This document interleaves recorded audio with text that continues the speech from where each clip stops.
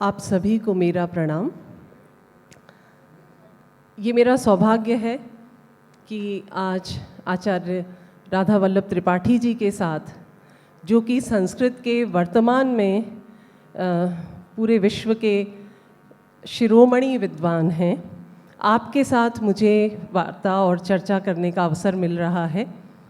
और सबसे पहले हम आभार व्यक्त करना चाहेंगे जयपुर लिटरेचर फेस्टिवल के आयोजकों का, जिन्होंने थोड़ा देर से ही सही लेकिन संस्कृत को याद किया है। क्योंकि मुझे बहुत अच्छे से याद है कि 2015 में जब मैं संस्कृत अकादमी की निदेशक थी, तब मैंने एक पत्र लिखा था कि हम कहते हैं कि संस्कृत विश्व की प्राचीनतम भाषाओं में से एक है और भारतवर्ष की तो निश्चित रूप से प्राचीनतम भाषा है, तो फिर हम संस्कृत को शामिल क्यों नहीं कर रहे हैं। देर आयत दुरुस्त आयत। तो मैं बहुत हृदय से आभार व्यक्त करूंगी नमिता जी का और पूरी टीम का, जिन्होंने संस्कृत के महत्व को स्वीकार करते हुए स्थान देना शुरू किया है। और आशा करती हूँ कि आने वाले समयों में, आने वाले और जो फेस्टिवल्स होंगे उनमें काफ़ी अच्छा स्थान मिलेगा और संस्कृत के उन विषयों पर भी चर्चा करने का अवसर मिलेगा जो जनमानस के चित्त से जुड़े हुए हैं। आज हमारा जो सत्र है वो संस्कृत के एक ऐसे अनछुए पहलू को लेकर है। 18वीं से लेकर 20वीं शताब्दी तक में संस्कृत के पंडितों की जो भूमिका थी उस पर हम चर्चा कर रहे हैं। आमतौर पे सर, मैं आप सर से मुखातिब अब करते हुए बात शुरू करती हूँ। तो सर, आमतौर पे क्या है कि संस्कृत के लिए ये एक नैरेटिव सा बन गया है कि संस्कृत सबसे पुरानी भाषा है, प्राचीनतम भाषा है। लोग ये समझते हैं कि हाँ, घरों में जब पूजा पाठ हो या कर्मकांड हो तो संस्कृत को याद कर लिया जाता है, लेकिन भाषा के रूप में संस्कृत की मौजूदगी है ये आम तौर पर लोगों को पता नहीं है। तो ये एक इतना सुंदर अनछुआ सा पक्ष आज हम आपके सामने रखने वाले हैं कि संस्कृत पहले जो कालिदास और महर्षि वाल्मीकि के समय जो चल रही थी उससे भी और ज़्यादा गति से पिछली 3 शताब्दियों में संस्कृत में काम हुआ है। और आचार्य राधा वल्लभ त्रिपाठी जी के मुख से ये सुनना और बड़ी बात है, क्योंकि सर ने इस पर बहुत काम किया है। तो सर, मेरा पहला प्रश्न आपसे यही है। जी मैम। Okay, definitely, sure. जी, I'll try my level's best. So, sir, my first question is that since we will be talking about the Pandits, so what is your definition of Pandit? Because in general parlance, what we see is that we consider Pandit to be associated with एक जाति विशेष, यानी some associated with some religion and some caste, and also with rituals and like that. So what do you feel that what is the correct definition or what is the right definition of Pandit? Thank you very much. सभी सुधी श्रोता जनों को मेरा प्रणाम। Before coming to the question asked by Renuka, I also would join her in thanking the organizers for choosing a very pertinent theme for this session. ये बहुत ही ज़रूरी आवश्यक विषय है कि इस पर चर्चा हो।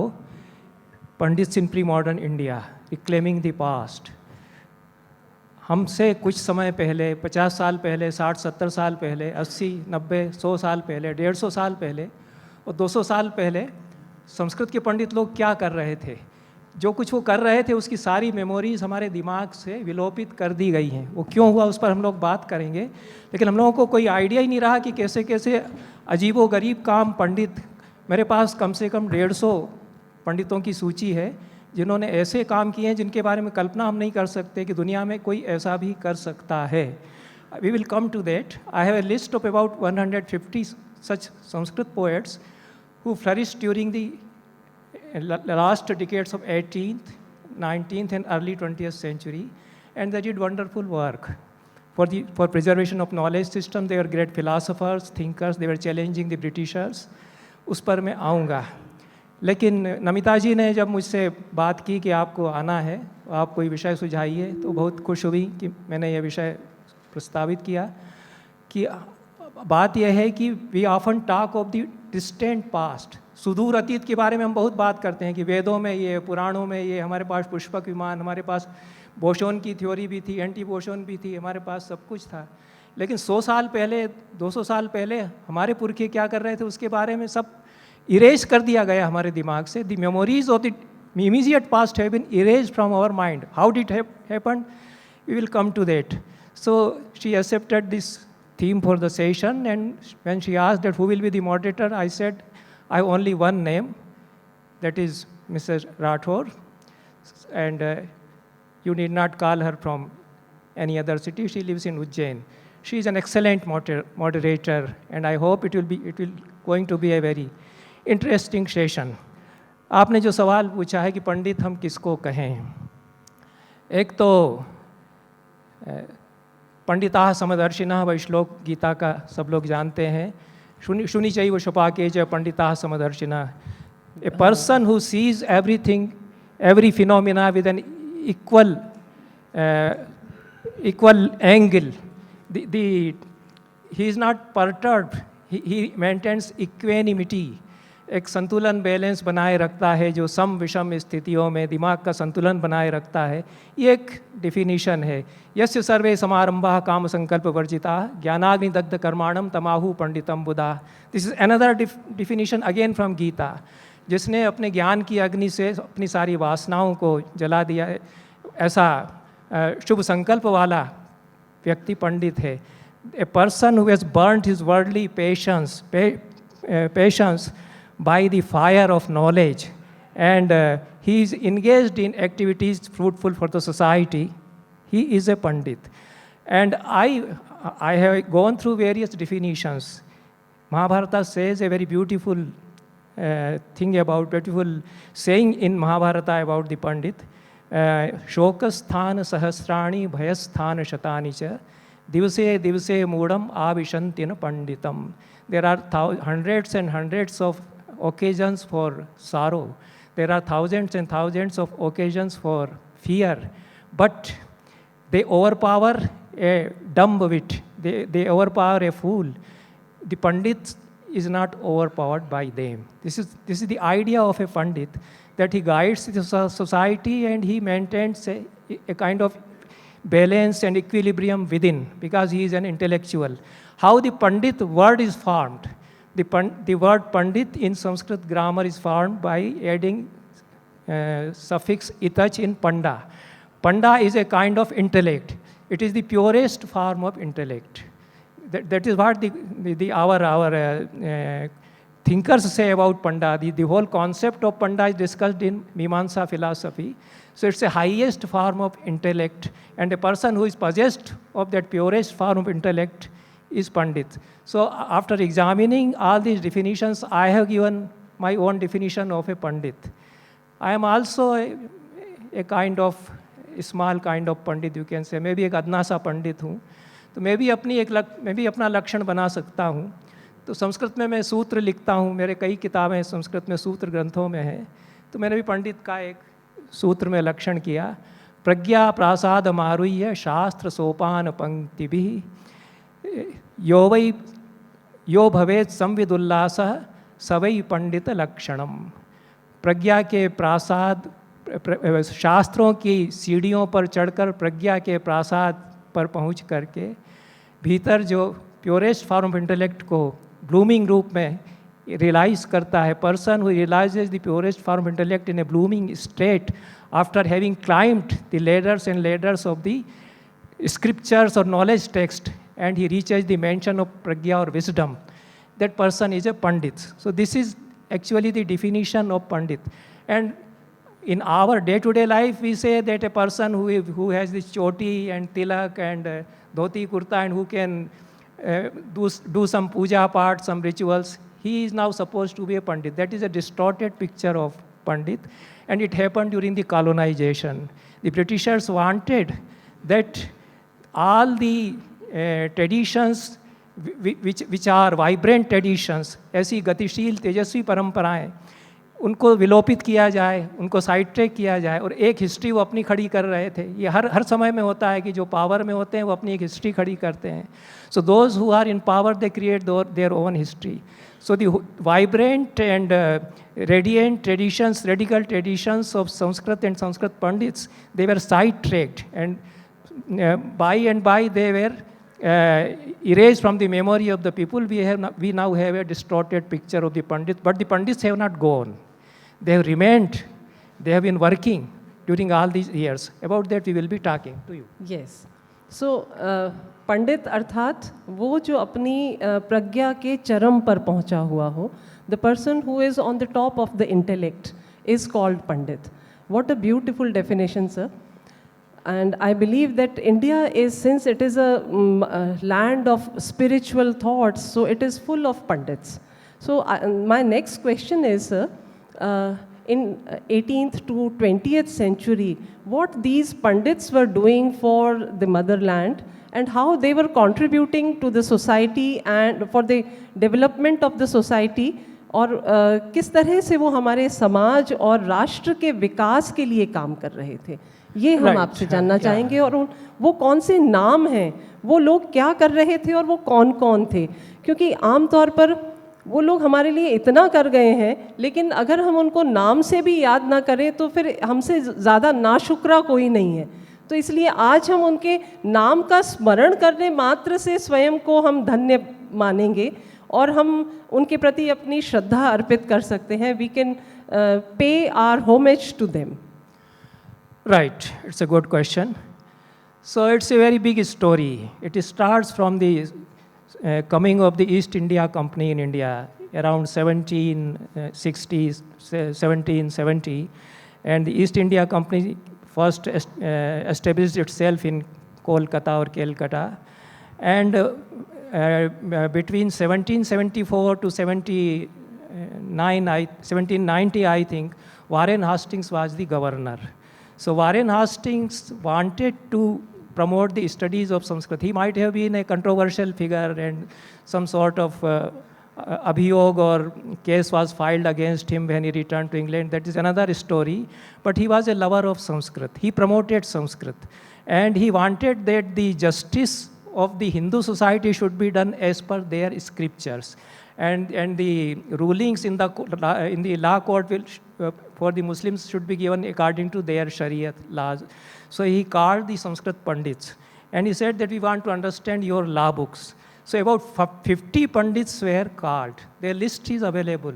And he requested them that you please prepare a compendium of Hindu laws. स्मृति ग्रंथों से आप पूरा एक बड़ा हमको encyclopedic वर्क तैयार करके दीजिए, जिसको हम अंग्रेजी में अनुवाद कराएंगे एंड उसके हिसाब से हमारे कोर्ट्स में जस्टिस होगा. तो this process started and this started a kind of dialogue of the Sanskrit pandits with the European scholars. Later on Sir William Jones, one of the greatest genius persons from West, he joined as the Chief Justice of Calcutta Supreme Court. I think he came in 1774 or something. And Warren Hastings entered into a close friendship with him. So then a kind of dialogue started, and those Pandits, 50 Pandits, Mrityunjay Vidyalankar was the chief Pandit amongst them. I have given a list of those Pandits in my book. That the compendium they prepared was called Vivadarnav Setu, a bridge on the floods of the Vivadas, that is legal disputes, and how to resolve those disputes, those legal disputes according to Dharma Shastra works. So the Pandits prepared that compendium, cooling the rulings or sayings from about 50 law books, not only Manusmriti. Yagyavalkya Smriti is there, Narada Smriti is there, Parashara Smriti was there. But what happened that this variegated picture, ये जो बहुवचनीय संस्कृति है हमारी की, केवल एक मनुस्मृति ही स्मृति नहीं है. याज्ञवल्क्य की स्मृति, बंगाल में तो याज्ञवल्क्य की स्मृति से बहुत काम होता था और उसमें बहुत सारी व्यवस्थाएं हैं महिलाओं के पक्ष में, महिलाओं को जायदाद देने के पक्ष में है. So Yagyavalkya and his commentators, Vigyan Bhikshu, they give a different kind of ruling in favor of women inheriting the property, etc. That Smriti was prevailing in Bengal. So those Pandits prepared that Vivadarnav Setu, a compendium on the basis of 50 such law books or smritis. And later on, when William Jones, who was a great scholar, he was a master of 8 languages, and within 3 or 4 months he learned Sanskrit also. He acquired mastery of Sanskrit. He started talking in Sanskrit with those pandits, and there are names of the pandits with whom he entered into dialogues. Govardhan Pandit was there, and Sarwar Tiwari was there, and one Ramdhan was there, who prepared a Puranarth Prakashika for Warren Hastings. Warren Hastings says that you give us a manual through which we can understand Indian history. So that Pandit prepared a manual in Sanskrit. What happened that there is nobody directly to translate from Sanskrit into English. There are persons who know Sanskrit and Persian, and there are persons who know English, but they don't know Sanskrit. So that all these books were first translated into Persian. That Vivadarnav Setu was first translated into Persian, and from Persian, English translators are available. So because the Mughal court had made this kind of arrangement that Persian knowing Pandits are there, but they do not know English. So that from Sanskrit it was translated into Persian, and from Persian it was translated into English. That compendium in English I have seen. It was handed over by Warren Hastings in 1779 to the officers of the East India Company. They approved it, and after that in law books, the justice according to our Dharma Shastra was started, but that started a process of dialogue between European scholars and Sanskrit Pandits, and Warren Hastings asked Charles Wilkins to go to Kashi and learn Sanskrit. Then Charles Wilkins became a good master of Sanskrit. He translated Bhagavad Gita into English. So that Bhagavad Gita was the first text in India to be translated directly from Sanskrit into English. Before that, all the translations from Sanskrit are through Persian. Dara Shikoh translated 52 Upanishads in Sirrai Akbar, and those translations are translated again in Latin, in German, and because of that, India is held as a great land of philosophy. It is not directly from Sanskrit into any European language till the late 18th century that Sanskrit texts are directly being translated into English. So this is a tradition, and the Persian plays a great role, and the many Sanskrit Pandits are masters of Persian as well. So this dialogue is happening, and it's a very fruitful dialogue. That H.H. Wilson is coming from Oxford, he's learning Sanskrit here, and Monier Williams is also coming. All these Oxford professors, they are coming to Kolkata to learn from the Pandits, and they acknowledge also, of course, there was a kind of colonial bias, बहुत अभिमान उनके भीतर है कि हम लोग तो राज कर रहे हैं, उसके बावजूद they acknowledge that the Pandits are great, they can teach us. So this kind of dialogue was happening. It was interrupted when in 1835 this minutes of Macaulay, this Macaulay की नीति जब आई, and this new education policy, it led to the deterioration and closure of many pathshalas. We will come to it, how the pathshalas were functioning as very vibrant institutions to train the Gurukula students for the society. And the Pandits were teaching them maybe without any salary. Some kind of honorarium is coming. कुछ सीधा आ रहा है, कुछ कपड़े आ रहे हैं. Society is looking after them, that they are not famished. Otherwise, there is no regular salary, but they are teaching. And त्याग और तपस्या की वजह से वो लोग पूजे जाते. They were revered like gods. So there may be no regular salary, and each village has some toll or pathshala. It was a kind of a self-reliable, एक स्वावलंबी पूरा संस्थान था कि हर गांव में एक पंडित है, एक पाठशाला है और वहाँ पर पढ़ाई की व्यवस्था हो रही है. The Britishers realized that as long as this self-dependent system of education continues, they won't be able to govern India, because those Pandits will be producing students who will always be coming with self-respect. So this Macaulay's policy came, and that led to the closure of many Gurukulas, because they were not patronized now. The kings also came under the subjugation of the Britishers. So it led to the closure of many pathshalas. Maybe thousands and thousands of pathshalas all around the country were closed because of that. So the role of Pandit, which he was playing a very positive role for the building of the society, for creating a vibrant society, that was all sidetracked, and a Babu class was emerging. A very touching stories are there when I read the account. You read the Adams report, the reports of the educational commissions are there, formed by the viceroys of those times. So how many pathshalas have been closed, how the pandits have gone now, and the generations coming after those pandits, they are after for सरकारी नौकरी. कुछ उनको बाबू की नौकरी मिल जाएगी तो वहाँ तनख्वाह मिलेगी. वो कहते हैं कि आपके पास क्या है, अब हमको तो आप कुछ कर नहीं सकते हैं, आपके पास सैलरी भी नहीं मिल रही है. So this situation happened, but even then pandits are there, and pandits continue to play a role for the society during these 19th and early 20th century as well. And what was, yeah, I think I covered. जी, आपने पूरी तरह से मेरे उस प्रश्न का जवाब दिया है कि उनका समाज के how did they contribute for the society.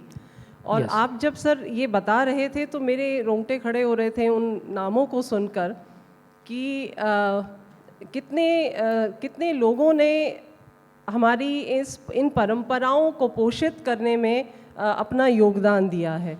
और मैं एक नाम इस समय याद मुझे आ रहा है सर, धर्मपाल जी का.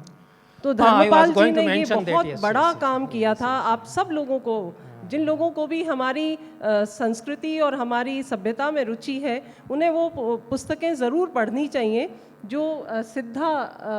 There are 10 volumes of Dharmapala's collected writings. 10 खंड उनके हिंदी अंग्रेजी में मिलते हैं. What I was missing, I was just going to mention Dharmpal जी ने जो काम किया बहुत अद्भुत है.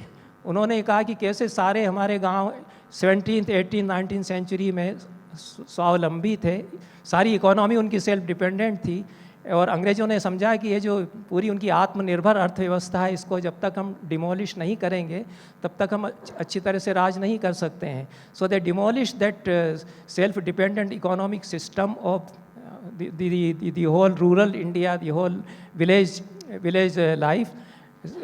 But Dharmapal didn't cover the Pandits, you see. He was not a Sanskritist, and he didn't work on the role of Sanskrit and the role of Sanskrit Pandits in the society. He has missed that point. So I just wanted to supplement what Dharmapal was doing, and that way I have been working for these years. Sir, इन्हीं 300 वर्षों में भारत में प्रवेश हुआ अंग्रेज़ों का, और उससे पहले इस्लाम हमारे यहाँ आ चुका था और लगभग स्थापित भी हो चुका था. बहुत सारी राजनीतिक समस्याओं और राजनीतिक उठापटक के बावजूद भी क्या बहुत सारे ऐसे लोग भी हैं इस्लाम और ईसाई मत को मानने वाले जो कि संस्कृत की इन परंपराओं को पोषित कर रहे थे, और जो कि संस्कृत के इस मतलब इस पूरे महायज्ञ में अपना योगदान दे रहे थे. I would like you to mention those names also from Islamic tradition as well as Christian tradition who really contributed for Sanskrit in past 3 centuries. Yeah, the process of एक बात और कहना चाहूँगी सर, क्षमा चाहती हूँ. क्या हम इन इस्लाम और ईसाई मत को मानने वालों को भी पंडित कह पाएंगे क्या, या कह सकते हैं? क्योंकि जैसे ही हम उन्हें पंडित कहेंगे कई लोगों के कान खड़े हो सकते हैं. तो क्या वो भी they can also be included in the definition of pandits? दोनों बातों पर मैं आऊँगा. पहली बात तो यह है कि इस्लाम और इस्लाम की जो परंपराएं हैं उनका भारतीय दर्शन, भारतीय चिंतन की परंपराओं के साथ में समन्वय क्या हो सकता है. आज ये बहुत ही असंभव सा लगता है, but this process was actually happening when Akbar was ruling. He is getting Mahabharata into Persian, translated into Persian. He is getting Yoga Vasishtha translated into Persian. He is getting Atharvaveda translated into Persian. He is asking his courtiers to read this text. He says, read Mahabharata, Rajmanama. Such a beautiful text he prepared, and he distributed copies, very good, with very good calligraphy, and Sanskrit verses written on the top and Persian translation below. That was a very authentic edition of Mahabharata, which Akbar distributed even to his mother. He gave that edition when she was going for Hajj. So this process started with Akbar. He was entering into dialogue with Pandits of Vedanta. He is entering into dialogue with Christians also, of course. He had established an academy, Ibadat Khana, where he was sitting for nights and having dialogues with the Maulvis were very much angry with him. Akbar had to suffer a lot for that. So that is another story, we should talk about it some other time. But after Akbar, Dara Shikoh, he was a Sufi and he was a Vedantin. He was well versed in Upanishads. He could write in Sanskrit. His letters in Sanskrit are available in Alwar. In Bikaner, there is a Anup Sanskrit library. So a letter written by Dara Shikoh, the actual spelling is Dara Shikoh, not Dara Shikoh. Aurangzeb made him Dara Shikoh. Dara Shikoh means a very benevolent man, a merciful man. And Dara Shikoh means a very hateful man, a hideous kind of person. And Aurangzeb changed this spelling from Shikoh to Shukoh. Sorry, from Shukoh to Shikoh. And we are, how the falsehood gets entered into our mind. We always say Dara Shikoh. The right name is Dara Shukoh. So Dara Shikoh is a saintly figure. He is well versed in Upanishads. He translates Upanishads into Persian. And he was a kind of Sufi, and he has written a text in Sanskrit, Samudra Sangam, that is available with English and Hindi translation. So many editions of Samudra Sangam you can search. It's a great text in hermeneutics between Islamic philosophy and Vedanta. He said that this is a meeting of two great rivers, Samudra Sangam. In Persian, he has written a book, Majma'ul Bahrain. Majmul Bahrain also means the meeting of two great rivers. And Samudra Sangam also means the same thing. दो बड़ी दरियाएं मिल रही हैं, एक वेदांत की सूफी धारा है. He was a Sufi. And he was a devout Muslim also. वो नमाज भी पढ़ रहे हैं, लेकिन उपनिषद पढ़ रहे हैं. So there was a Chandrabhan Pandit. There were Pandits entering into satsang with Dara. The account of satsang with Dara is available in the memoirs of the Mughal court. That they are all available. And I can tell you the publications about them. But coming to the history after that there are Muslims who have been learning Sanskrit, and that tradition continued. Even in 19th and early 20th century, even in our times, there are Muslims whom we call Pandit. Pandit Ghulam Dastagir Abbas Ali Birajdar, a great name. He speaks such beautiful, he is no more, only a few years back he died during the Corona period. He was with us. He was a Maulvi of a Dargah in Mumbai. And he was editing a Sanskrit journal, Lok Sanskritam. And he was such a revered person amongst, we always called him Pandit Birajdar ji. And he was always delivering lectures in Sanskrit whenever he used to come to our university, to our department. There are many other names. Sayyid Hussain Shastri from Lucknow. He is a great Pandit. So there are so many Muslims whom we started calling Pandits. So with us, Pandit is such a name that it has to be applied to an appropriate person, whether it is a Muslim or a Christian. So there are Christians as well. I know several Christian professors who are great Sanskrit scholars. Mrs. Solomon, she was professor in Ahmedabad University, and she is a Christian, but she is a great scholar of Sanskrit and Indian philosophy. So this tradition started from Akbar, continues up to 18th, 19th, and 20th centuries.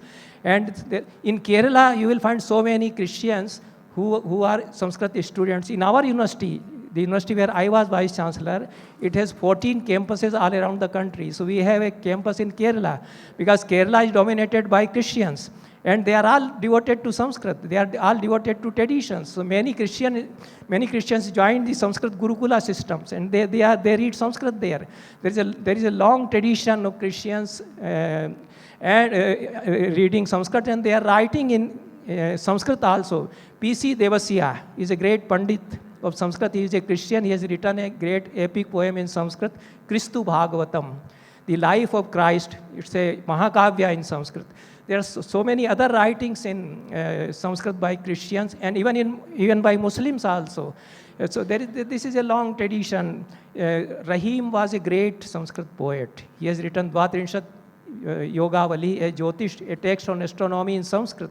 He has written poems in Sanskrit. Rahim used to write in 4 languages. He was a wonderful person. One of the greatest personalities that India has produced is Abdul Rahim Khan Khana. He is a great poet, great Sanskrit scholar, great Pandit, and a scholar of Jyotish. So this tradition of Rahim and Akbar continues till 17th, 18th, 19th centuries.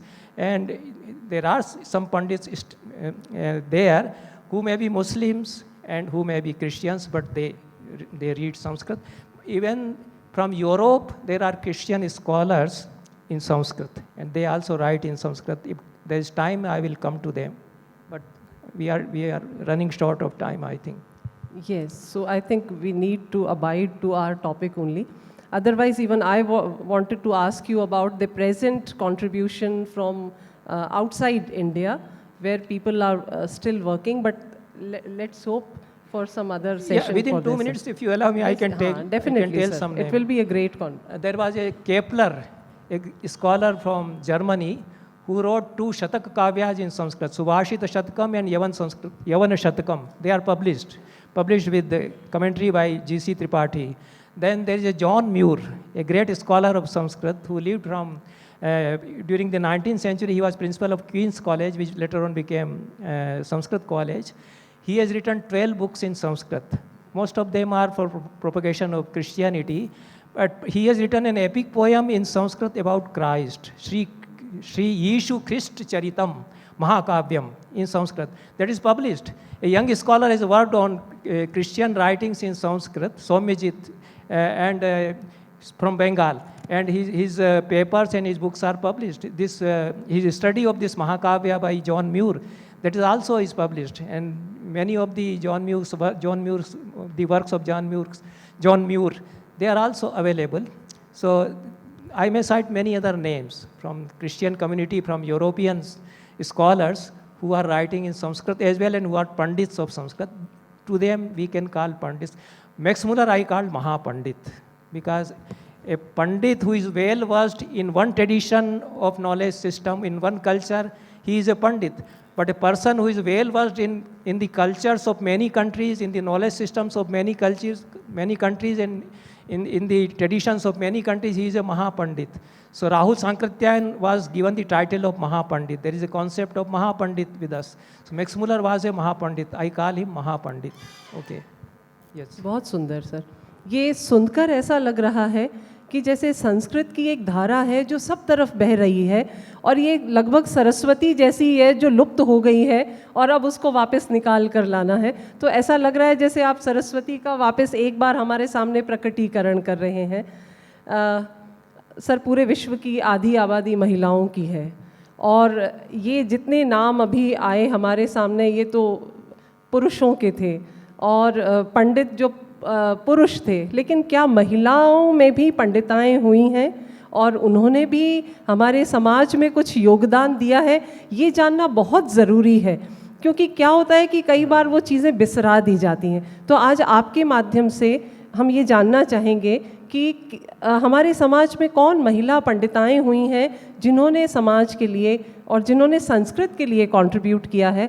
We would like to know about the female panditas from our society who contributed for Sanskrit.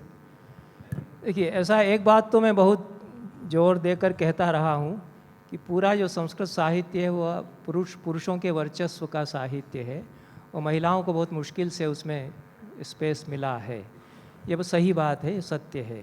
हमारी पूरी society ही वैदिक काल के बाद पुरुष प्रधान समाज होता गया, और महिलाओं का काम ये माना जाने लगा कि वो घर में रहें। लेकिन फिर भी हमारा समाज इतना विविध रहा है। We have such a wonderful variety, so there are persons who allow the ladies of their house to study Sanskrit, and scholars among the women, Sanskrit scholars amongst the women are emerging. So I won't go into the details from Vedic period. Gargi is there, she is a Brahmavadini, Maitreyi is there. There are so many ladies in the Vedic period who are acknowledged to be seers, mantra drashta wo hain. This tradition continues in Upanishads period. In Mahabharata there are lady philosophers, Brahmavadinis are there. But coming to our period, during 18th, 19th centuries, I have a list of at least 6 ladies who were great scholars of Sanskrit. विदुषी वो हैं, उसमें ज्ञान सुंदरी हैं, आनंदमयी देवी हैं, राजम्मा हैं जिन्होंने कि चंपू काव्य संस्कृत में लिखा है, और बहुत बड़ा नाम जो है वो रमाबाई का है। Ramabai is a wonderful story by Ramabai. We can't go into the details. Her father was a great scholar of Sanskrit, and she started teaching Sanskrit to his wife. And despite vehement opposition from the society, Hindu society, and Ramabai was also taught Sanskrit by his father. She became a scholar. She had to struggle a lot during her life. It's a long story. She was throughout the country. She was delivering lectures in Sanskrit. Bhagavat पर वो प्रवचन करती थी रमाबाई, बहुत अच्छा. ये उनका 19th century के एंड में रमाबाई हुई है, और बड़ी स्टोरी उनकी, उन पर बहुत मैटर आपको मिल सकता है. There is a felicitation volume, commemoration volume on Ramabai, and there are books on Ramabai, and I have also written on Ramabai. I have a series of lectures on YouTube, Sanskrit की विदुषियाँ और महिला कवि. इस पर मेरे 20 एक लेक्चर्स कम से कम हैं, और बहुत सारी विदुषियों और महिला कवियों से मैं रूबरू हुआ इस दौरान. I got my self acquainted with so many scholars, ladies from history who have been writing in Sanskrit and who are scholars of Sanskrit. लेकिन एक और बड़ा नाम है, वो क्षमा देवी का है. अच्छा, वो क्षमा देवी ने 12 किताबें संस्कृत में लिखी. She is one of the greatest authors of modern Sanskrit literature. She is a trend setter. इतनी जीनियस वो एक तरह से थी, बड़ी प्रतिभा संपन्न वो थी, और वो लेट 19th सेंचुरी से हुई हैं, 20th सेंचुरी के शुरुआत तक वो थी. और उनकी जो writings she has created a history in Sanskrit literature. उन्होंने ट्रायोलॉजी लिखी है, सत्याग्रह गीता, पूरा जो सत्याग्रह का मूवमेंट है उस पर 3 महाकाव्य उन्होंने लिखे. वो बहुत अद्भुत उनकी राइटिंग्स हैं. और मॉडर्न शॉर्ट स्टोरीज उन्होंने संस्कृत में लिखी. She was involve with freedom movement also. She work with Gandhi and Kasturba. So I have written a monograph on Kshama Devi Rao that is published by Sahitya Academy. If one is interested, one can go through it.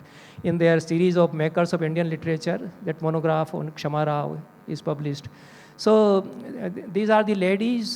They emerged, they struggled hard, of course, in a male-dominated society, and they made a room for themselves in that society. But they were great ladies. This Rajamma and Anandamayi Devi and Kshama Rao and Ramabai, these are the names. In 20th century, there are many more names. Yes. समय बिल्कुल हम पहुंच रहे हैं उसके करीब, तो इसलिए पंडिता क्षमा राव तो खैर हैं ही. सर, अब थोड़ा सा मैं इस विषय को आगे ले जाते हुए, चूँकि बहुत सारी युवा पीढ़ी भी मुझे दिख रही है और मैं चाहती हूँ कि उनका संस्कृत में प्रवेश और बढ़े, तो आप अब चूँकि आपने लगभग 6 दशक, you have been working in the field of Sanskrit from last 6 decades. So what would you like to say to our younger generation, why they should study Sanskrit, why they should read Sanskrit, why they should enter into the field of Sanskrit? वे क्यों संस्कृत सुने, जाने, बोलें, समझें, संस्कृत से क्या लाभ होगा, और संस्कृत को वो कैसे, संस्कृत उनका जीवन बदल सकती है, इस पर हम आपसे थोड़ा सा जानना चाहेंगे. हाँ, मेरा यही कहना है कि जो चीज़ और कहीं से नहीं मिल सकती है, उसको यदि खोज रहे हैं तो संस्कृत के पास आइए. और ये मेरा अनुभव है. हमारे पास 40-50 साल की उम्र के बाद लोग आते हैं कि now we feel a kind of vacuum within that we didn't study Sanskrit. Sir, अब हमको लगने लगा कि हमने संस्कृत पढ़ी होती तो हम भीतर से ऐसा खालीपन और ऐसी बेचैनी महसूस नहीं करते, तो अब हम कैसे पढ़ें. 40-50 साल की उम्र के बाद आपको लगे, उसकी बजाय अभी से थोड़ा थोड़ा करें अगर, तो आपको शायद अच्छा लगने लगेगा.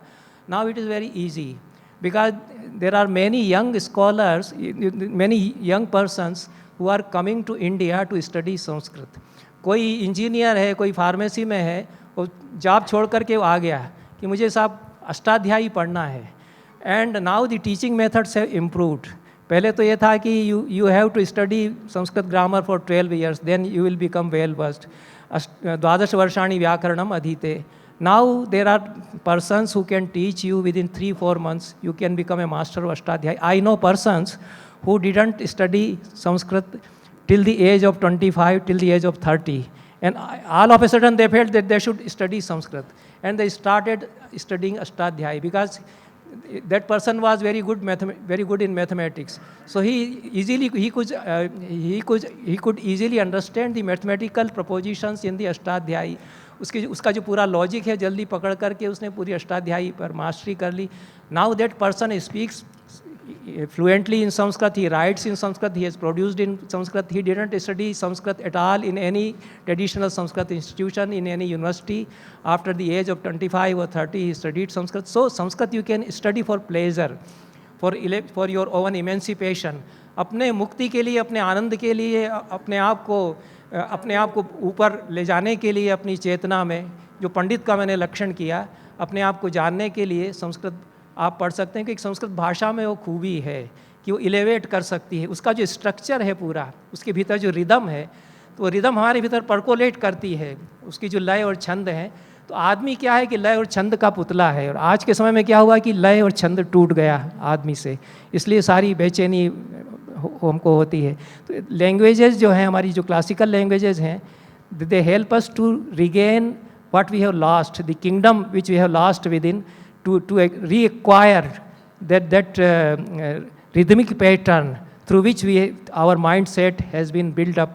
तो हम लोग जिस लय में हमारी ज़िंदगी चलना चाहिए, उस रिदम में, उस लय में हम प्रवेश कर सकते हैं यदि हम संस्कृत के स्तोत्रों का अभ्यास करते हैं, हम अष्टाध्यायी का अभ्यास करते हैं, हम संस्कृत की सूक्तियों का अभ्यास करते हैं। आप किसी भी तरह से अभ्यास कर सकते हैं। There are many methods of learning Sanskrit.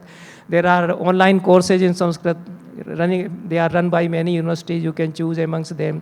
You can go to some guru who can teach you Ashtadhyayi. Pushpa Dikshit, you see, she is a lady living in Bilaspur in a small place, but people from European countries, from America, are coming to learn Ashtadhyayi from her. She is one of the greatest grammarians in Sanskrit. उसको पाणिनि का अवतार उनको कहा जाता है.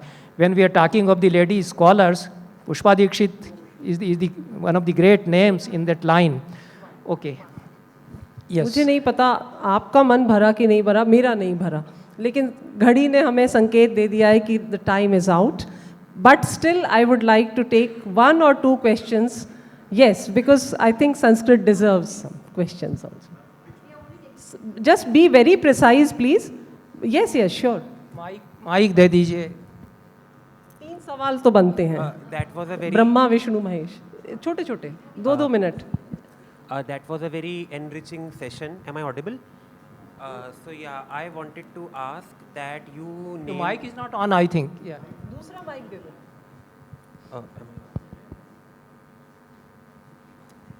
Yeah, that was a very enriching session. Thank you so much. So I had 2 questions. My first question is... One question, Oh, please. okay. I have one question.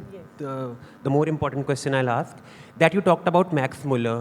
Then we have Roman Roland. Then we have Annie Besant. She is also a Panditani only.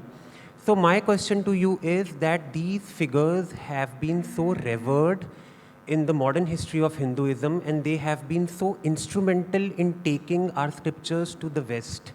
My question to you is that there is a current section of society, and not trying to sound controversial, they have been overtly penalizing Max Muller, Roman Roland, that they have been missionaries, they have been misinterpreted the scriptures. What's your take on that? Because for me, it comes as a very big shock because we have revered these figures all our lives. So yeah, what's your take on that? Thank you. What exactly is the question? मैं बताती हूँ sir. बताइए. People call for Max Muller and like such scholars, people call them missionaries and try to demean them. So what is your take on that? Yeah. Okay. Max Muller was a devout Christian. But what happened that even Christian padris are angry with him because he is studying Sanskrit and he is working on Upanishads, and he has published Rigveda. That is the greatest contribution to Indian literature, that after working for 50 years, devoting 50 years of his life, Max Muller edited with Sayan Bhashya, the edition, and world could know that this is the greatest text in India. It is the oldest text from India, oldest text of the World Library. तो Max Muller को संस्कृत साहित्य में आस्था है, उपनिषदों में आस्था है, वेदांत में आस्था है, और क्रिश्चियनिटी में आस्था उनको है. What is the problem? वो तो खुद अपना नाम मोक्ष मूलर लिखते हैं. हाँ, उन्होंने अपना नाम संस्कृत में लिखने लग गए थे. ऋग्वेद जो उन्होंने छापा उसमें इनर कवर में संस्कृत है, उसमें ऑक्सफोर्ड को उक्षतर नगर वो कहते हैं, अपने आप को मोक्ष मूलर वो कहते हैं. इतना संस्कृताइज्ड वो हो गए थे. आखिरी question. You see, when Vivekananda visited him, that there is in the 4th volume of collected writings of Vivekananda, there is a memoir about Max Muller. Vivekananda says that when I entered his room, I felt that I have entered in a Rishi's ashrama, and a Rishi is standing before him, and that Rishi is a Christian. I don't find any inner contradiction in it. You can be a devout Muslim, have namaz 5 times, but you can be a great scholar of Sanskrit, you can have faith in Upanishads, in Vedanta, as Dara Shukro had. Max Muller was a devout Christian, and he is suffering because of that. You look at the pangs of suffering Max Muller had to undergo. Padris are also angry with him. They are troubling him because he is breaking the narrow boundaries of Christianity. He is saying that Christianity is what the Upanishads are also saying. He is working a kind of synthesis. He is creating a kind of world culture of thoughts. The same thing is being done by Dara Shukro also. So we are having a narrow view of these persons. You can have your own faith, you can believe in Christianity, but you can have a world-wide view. That was what Max Muller was having. Thank you so much. Thank you. Okay. आप सबका बहुत आभार और अगले वर्ष की प्रतीक्षा में अगले वर्ष फिर मिलेंगे इसी उत्साह के साथ और इन्हीं शुभकामनाओं के साथ। धन्यवाद। Thank you very much. Thank you for being such a patient audience. We would like आप to सभी को thank बहुत बहुत धन्यवाद।